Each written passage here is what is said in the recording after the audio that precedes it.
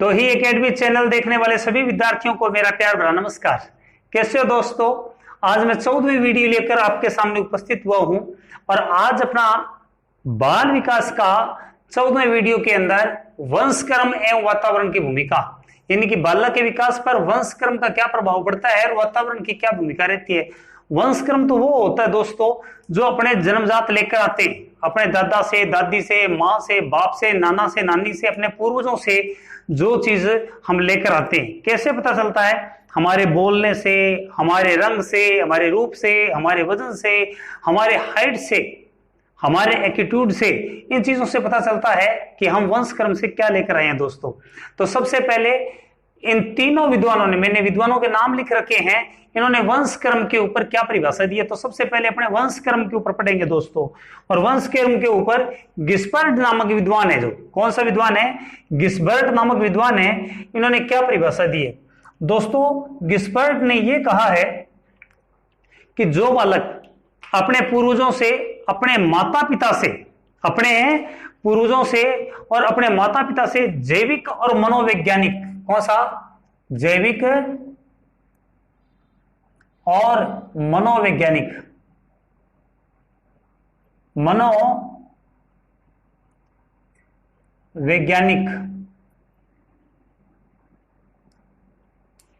गुण लेकर आता है। क्या लेकर आता है? जैविक और मनोवैज्ञानिक गुण लेकर आता है, वही वंशानुक्रम है। अपने माँ बाप से जो क्या लेकर आता है? जैविक और मनोवैज्ञानिक गुण। कैसे याद रखोगे दोस्तों?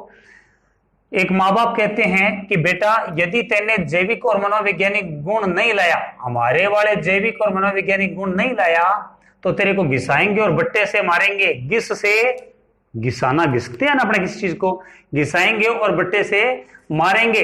तेरे में जैविक और मनोवैज्ञानिक गुण हमारे वाले नहीं आए, माँ बाप कहते हैं तेरे को घिसाएंगे और बट्टे से मारेंगे। याद करने का आसानी का तरीका है। दूसरा दोस्तों, बेडिक्ट नामक विद्वान है। कौन सा विद्वान है? बेडिक्ट नामक विद्वान है। यह कहता है माँ बाप से गुणों का हस्तांतरण ही वंशानुक्रम है। माँ बाप से, किसे? माता पिता से, पिता से संतान में, किसमें? संतान में गुणों का हस्तांतरण। क्या चीज है? हस्तांतरण ही क्या चीज है दोस्तों? वंशक्रम है। क्या चीज है? वंशक्रम है। तो कैसे याद रखोगे? माँ बाप जो होते हैं वो बेड के ऊपर बैठ के, किसके ऊपर बैठ के? बेड के ऊपर बैठ के अपने संतान को गुण प्रदान करते हैं, संस्कार प्रदान करते हैं। बिल्कुल सिंपल से तरीके से आप याद रखना है। माता पिता से संतान में जो गुण आते हैं, क्या आते हैं? जो गुण आते हैं उसका जो हस्तांतरण होता है, गुणों का हस्तांतरण होता है, वही वंशक्रम है। कौन कहता है? बेडिक्ट। तो याद कैसे रखोगे? माँ बाप जो होता है बेड पर बैठ के, कहां पर? बेड पर बैठ के, और अपने संतान को गुणों का हस्तांतरण करते हैं। क्या करते हैं? संतान को गुणों का। तीसरा है डगलस और हॉलैंड। डगलस और हॉलैंड नामक विद्वान क्या कहते हैं दोस्तों? ये कहते हैं शारीरिक विशेषताएं, माता पिता से, पूर्वजों से जो हमारी शारीरिक स्ट्रक्चर प्राप्त होती है, शारीरिक विशेषताएं। कौन सी विशेषताएं? शारीरिक विशेषताएं जो प्रकट होती है बालक के अंदर, उसी को वंशक्रम कहते हैं। कौन सी? शारीरिक विशेषता। किसने कहा है शारीरिक विशेषता के बारे में? डगलस और हॉलैंड ने शारीरिक विशेषता के बारे में। अब याद कैसे रखोगे? यदि तेरे में शारीरिक विशेषता बहुत अच्छी है तो प्रत्येक आदमी को हिलते ही और डगल मारेगा। डगल मारना किसको बोलते हैं? पत्थर मारने को बोलते हैं। तो थोड़ा बहुत हिला तो तेरे डगल मारेंगे। शारीरिक विशेषता अच्छी होगी तो क्या करेंगे? डगल मारेंगे। ये तीन परिभाषाएं बताइए दोस्तों, किसकी? वंशक्रम की। अब तीनों को, विद्वानों को याद कैसे रखोगे? यहां पर देखो, डगल बट्टे का ही एक रूप है और दूसरी तरफ क्या चीज है? बट्टा है। बेड के ऊपर एक दिन एक बालक बैठा था। बेड के ऊपर कौन बैठा था? एक बालक बैठा था, और उसके बाद में उसके बट्टा मारा। बेड के ऊपर बालक बैठा था और उसके क्या मारा? बट्टा मारा या डग्गल मारा। क्या मारा? क्यों मारा? क्योंकि हिल रहा था। एक बेड के ऊपर एक बालक बैठा बैठा हिल रहा था, तो दूसरे बालक ने उसके बट्टा मारा। तो याद कैसे रखोगे? यदि तेरे अंदर जैविक और मनोवैज्ञानिक गुण नहीं आए तो तेरे को घिसाएंगे और बट्टा मारेंगे माँ बाप कहते हैं संतान को। याद रखने का बिल्कुल सिंपल सा फार्मूला है। दूसरा बेडिक्ट क्या कहता है दोस्तों? माता पिता के गुण जो संतान में हस्तांतरित होते हैं, माता पिता के गुण जो संतान में हस्तांतरित होते हैं, उसको क्या बोलते हैं? वंशक्रम बोलते हैं। और उसके बाद में डगलस हॉलैंड क्या कहते हैं? शारीरिक विशेषताएं जो प्रकट होती है मां बाप की तरफ से बालक के अंदर, उसको बोलते हैं। याद रहेगी। अब दूसरी तरफ वंशानुक्रम की प्रक्रिया क्या है? वंशानुक्रम की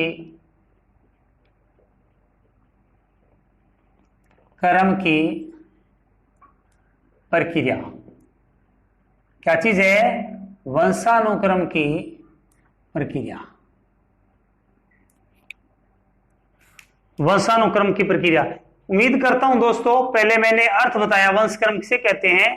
अपने पूर्वजों और मां बाप से, अपने पूर्वजों और मां बाप से शारीरिक और मानसिक गुण जो बालक लेकर आता है उसको वंशक्रम कहते हैं। हम वातावरण के बारे में बाद में पढ़ेंगे। हम पहले किसके बारे में पढ़ रहे हैं? वंशक्रम के बारे में। अब वंशक्रम की प्रक्रिया क्या रहती है? संसार के अंदर पशु हो, पक्षी हो, मनुष्य हो, सभी में वंशानुक्रम की एक प्रक्रिया होती है। क्या होता है? एक मापदंड होता है, एक पैमाना होता है। दोस्तों वंशानुक्रम की प्रक्रिया क्या होती है उसके बारे में सुनिए। पति और पत्नी दोनों के जब कोई संतान जन्मती है तो उससे पहले एक वैज्ञानिक प्रक्रिया होती है। कौन सी वैज्ञानिक प्रक्रिया? जो स्त्री है उसमें अंड का निर्माण होता है, और जो पुरुष होता है उसमें शुक्राणु का निर्माण होता है। और अंड और शुक्राणु के संयोजन से बेटा या बेटी का निर्माण होता है। किसका निर्माण होता है? अंड और शुक्राणु के संयोजन से, दोनों के अंदर अंड और शुक्राणु के संयोजन से बेटा या बेटी का निर्माण होता है। जो स्त्री होती है उसके अंदर एक्स गुणसूत्र होते हैं, जबकि जो पुरुष होता है उसके अंदर एक्स और वाई गुणसूत्र होते हैं। तो दोस्तों इनके अंदर 23 जोड़े, पुरुष और महिला में 23 और पुरुष के अंदर भी 23 जोड़े गुणसूत्र होते हैं। जब दोनों तरफ से एक एक गुणसूत्र का संयोजन होता है, एक एक तरफ से अंड और शुक्राणु का संयोजन होता है, दोनों का संयोजन होने से बेटा या बेटी का निर्माण होता है। तो जानकारी के लिए बता दूं, एक गुणसूत्र में 40 से 100 के बीच में जीन होते हैं। क्या होते हैं? एक गुणसूत्र में जोड़ा कितने हैं? इधर भी 23 है गुणसूत्रों का जोड़ा, और इधर भी कितने हैं? 23 है स्त्री पुरुष में, और संयोजन होता है। तो एक गुणसूत्र के अंदर 40 से 100 जीन होते हैं। क्या होते हैं? जीन होते हैं, और उनका संयोजन होता है, तब उसके बाद में बेटा बेटी का निर्माण होता है। दोस्तों ये जो जीन होते हैं यही वंशानुक्रम के वाहन हैं। किसके वाहन हैं? वंशानुक्रम के वाहन हैं। और उसके बाद ही वंशानुक्रम के वाहन के बाद ही आपको पता होगा बेटा है भले बेटी है, बेटा है भले बेटी है, वो अपने माँ बाप जैसे दिखाई देते हैं। किसके कारण? उन जीन के कारण ही दिखाई देते हैं। एक बार आप स्क्रीनशॉट ले लें, फिर अपने इसके जो सिद्धांत हैं, इसके जो नियम हैं, उनके बारे में अपने पढ़ेंगे।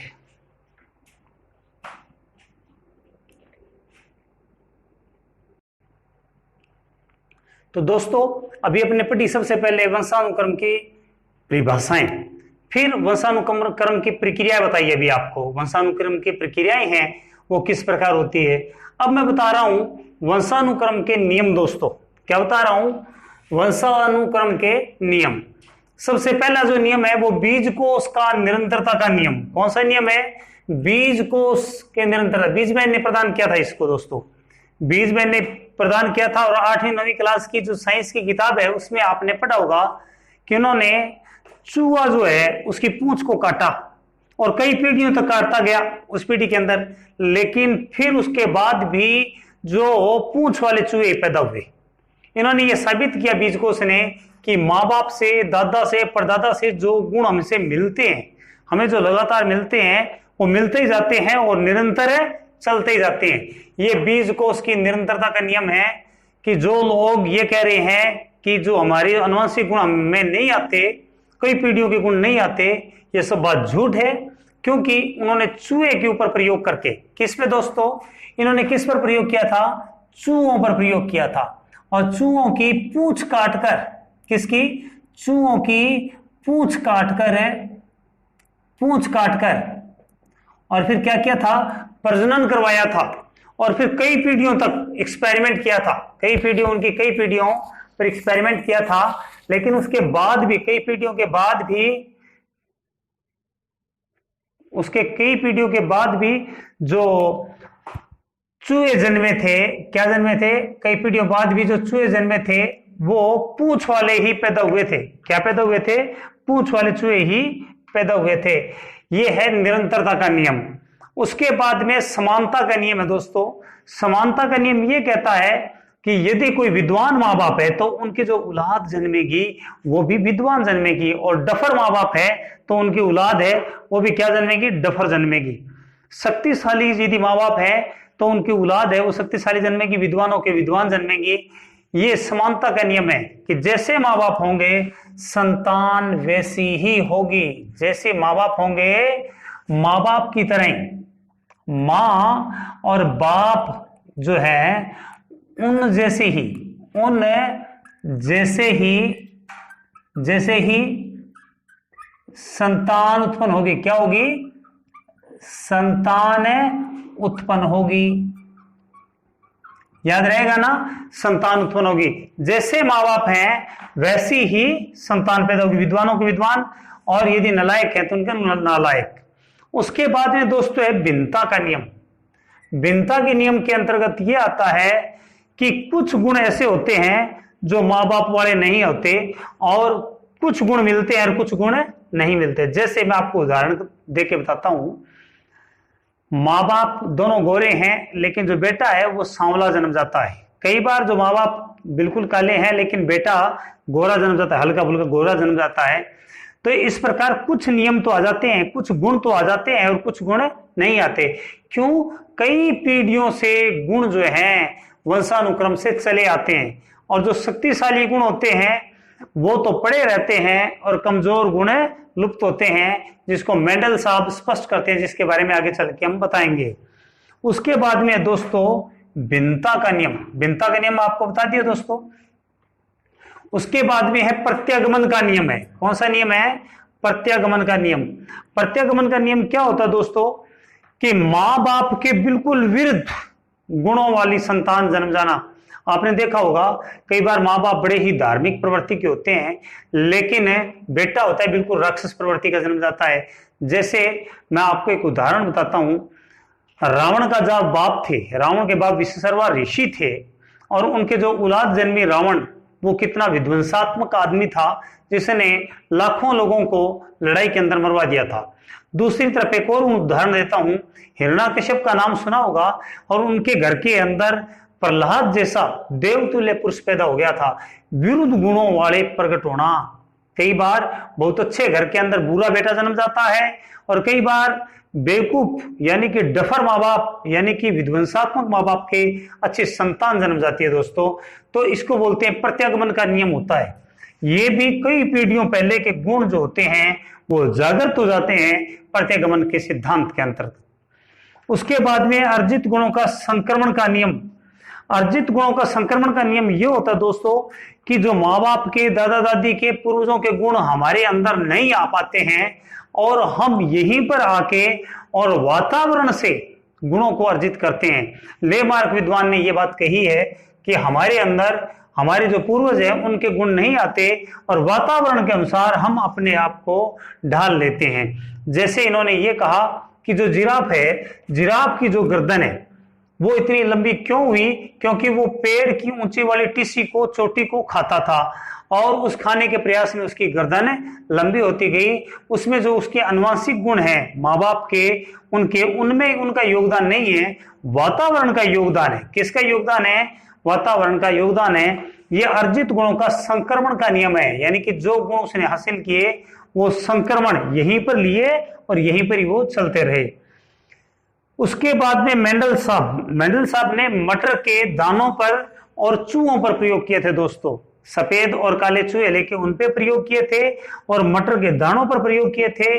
और उन प्रयोगों के द्वारा इन्होंने ये सिद्ध किया था कि जो कमजोर गुण लुप्त हो जाते हैं और शक्तिशाली गुण उभर कर सामने आते हैं। इन गुणों से ये स्पष्ट किया था मेंडल ने कि व्यक्ति के अंदर जो कमजोर गुण होते हैं वो धीरे धीरे कमजोर पड़ जाते हैं और शक्तिशाली गुण उभर कर सामने आते हैं। ये वंशानुक्रम के नियम है। आप स्क्रीनशॉट लेंगे, उसके बाद में हम इसके प्रयोग बताएंगे आपको कि इन जो सिद्धांतों का प्रयोग करके बताएंगे कि किसने इनका प्रयोग किया और कहां पर इनका प्रयोग किया, उसके बारे में जिक्र करेंगे। तो पहले आप इसका स्क्रीनशॉट ले लें।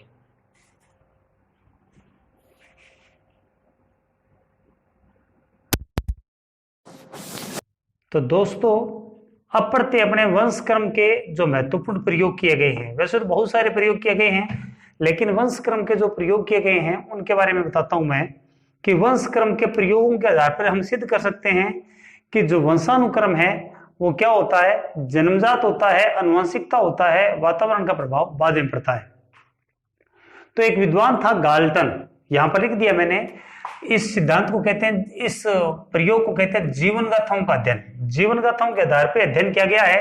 तो पहला व्यक्ति है गाल्टन, ठीक है। गाल्टन ने 4000 लोगों को चुना, एक परिवार में 4000 लोगों में चुना और 4000 लोगों में से 997 लोग, यानी कि 997 लोगों पर अध्ययन किया एक परिवार, जो वंशानुक्रम के आधार पे, जीवन गाथा के आधार पे 997 लोगों को चिन्हित किया और उनको माना कि वो 977 है वो सारे के सारे श्रेष्ठ है। यानी कि एक ऐसा परिवार चुना जिसमें से 4000 लोगों को चुना उसने, गाल्टन ने, और 4000 लोगों में से 977 पर प्रयोग किया उसने। और 977 लोगों में से 535 उच्च आदमी निकले, बहुत बड़े बड़े आदमी बने हुए निकले। और 535 977 में से कितने हैं? 977 में से गाल्टन नामक विद्वान ने कहा। फिर उसने 4000 में से 977 का फिर चयन किया, इसने सामान्य लोगों का चयन किया, लेकिन उसमें सिर्फ 4 ही प्रसिद्ध आदमी निकले। इस बात से साबित हुआ कि जो वंशानुक्रम का बहुत ज्यादा प्रभाव पड़ता है।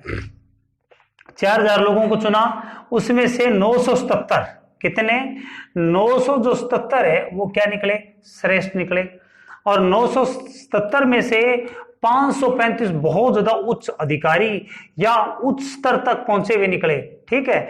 दूसरा, फिर उसने सामान्य 977 लोगों को चुना और 977 लोगों में से सिर्फ 4 ही प्रसिद्ध निकले। अब आप अंदाजा लगा लो, सामान्य में से 4 और उधर दूसरी तरफ की बात करें। और आपको यह भी बता दूं दोस्तों, यदि दादा या परदादा या उसका जो बाप है, यदि वो मंदबुद्धि है तो उसके गुण पोते में, पड़पोते में देखने को मिलते हैं। और यदि बहुत ढीठ आदमी है तो वो भी गुण देखने को मिलते हैं। यदि विद्वान आदमी है तो उसके भी गुण देखने को मिलते हैं। आप देख लेना, आप स्टडी करोगे, उसका क्या स्टडी करोगे तो ये पता चलेगा।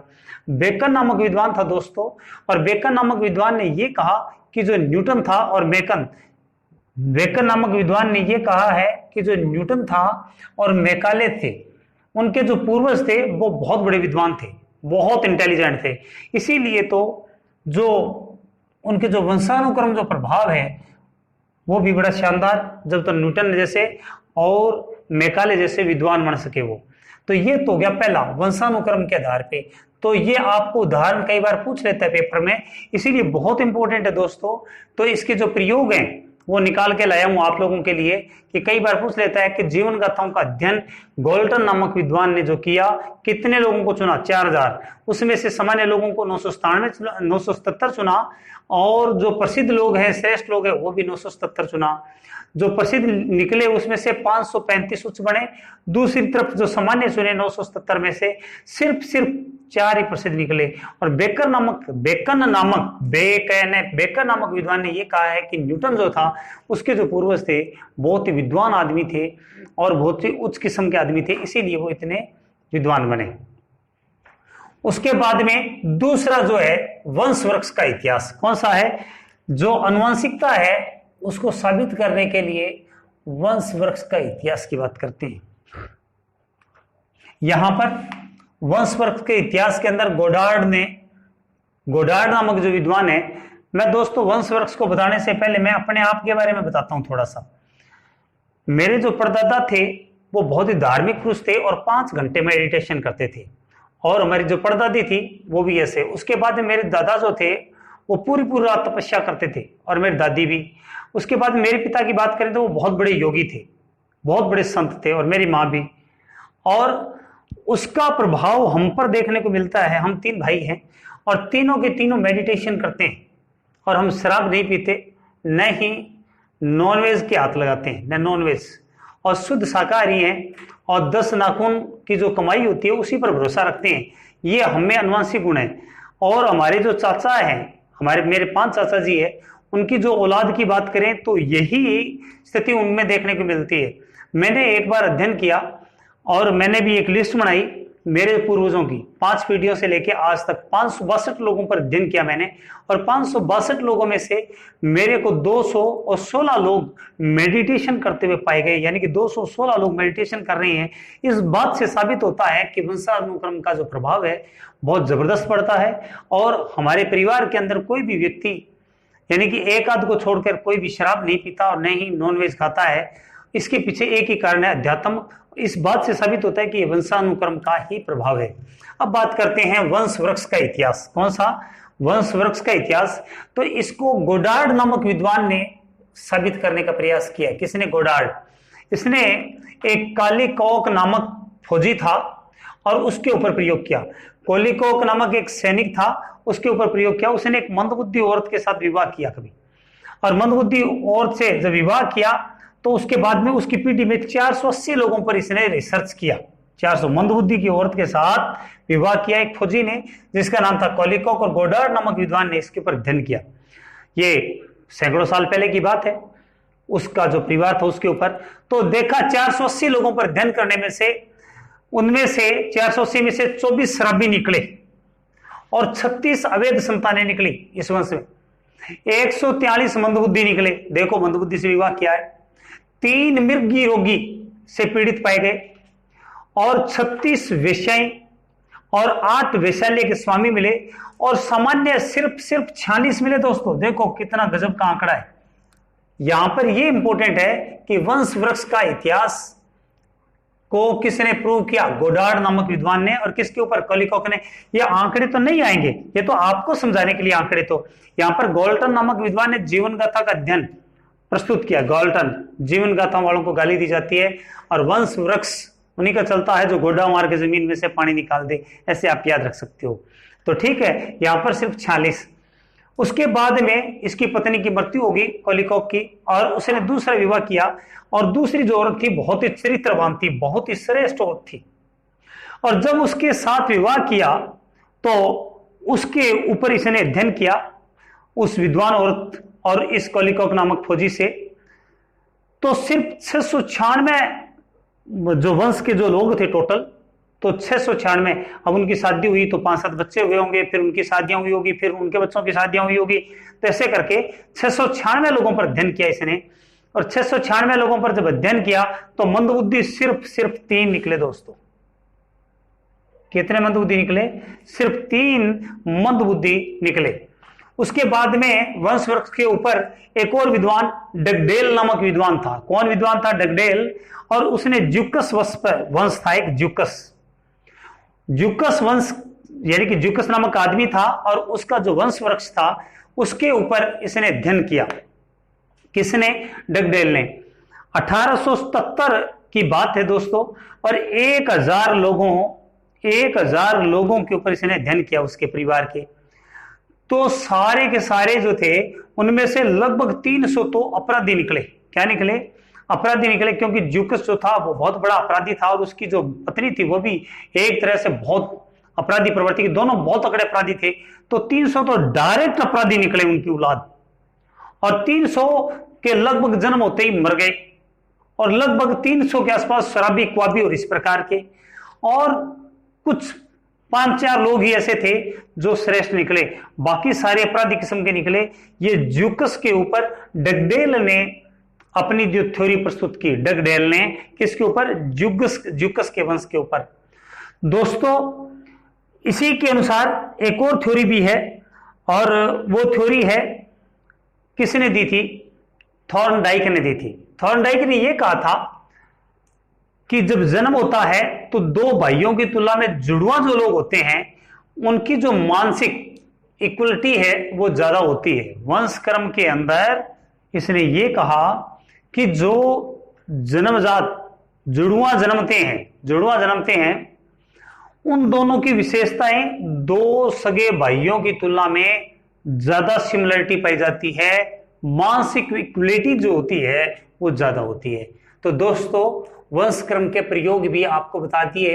अब आगे जो नेक्स्ट वीडियो है उसके अंदर मैं वातावरण की भूमिका बताऊंगा आपको। क्या बताऊंगा? तब तक आप खुश रहिए और लगातार पढ़ते रहिए। बहुत बहुत धन्यवाद।